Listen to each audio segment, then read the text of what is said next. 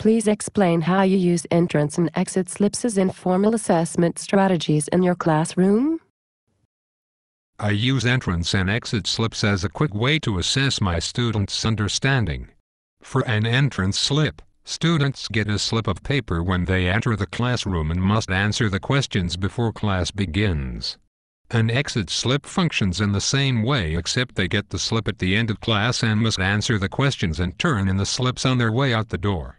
This type of informal assessment provides the teacher with a snapshot of his students and what they know about a particular, focused topic. In what context would this strategy work best? This strategy works best when introducing a new concept. It does not need to be used with every lesson. What are the limitations of this strategy? There are some limitations with using entrance slips because you cannot anticipate the students' responses and you will have less time to alter your lesson plan for the day. What are the advantages of this strategy?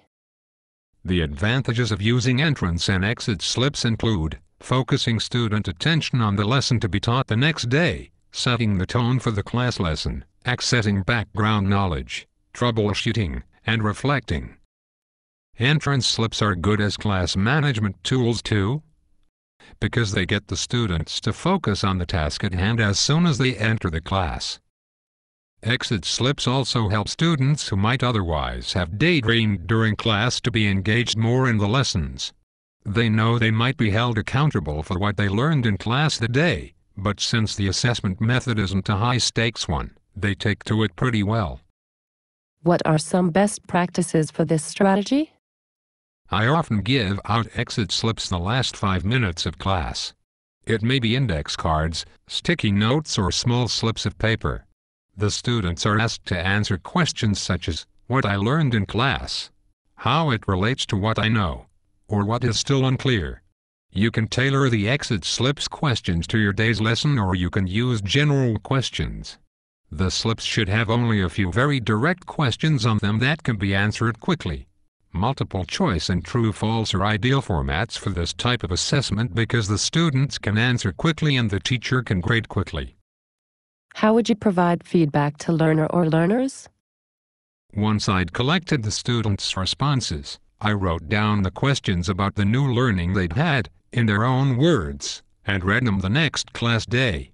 We'd answer the questions as a class and then move on to the day's objectives. The students responded to this activity because their exit slips meant something. Their feedback guided our class discussion and they received answers to their questions. Sometimes I take student answers and listed them on the board. As students entered the room, they read what their classmates wrote. It sparked a discussion that led naturally into the day's lesson. How does the feedback gathered impact your instructional decisions? The feedback gathered gives me a good idea about how much learning happened during class, and what I might need to reteach. How do you deal with ethical implications of the strategy?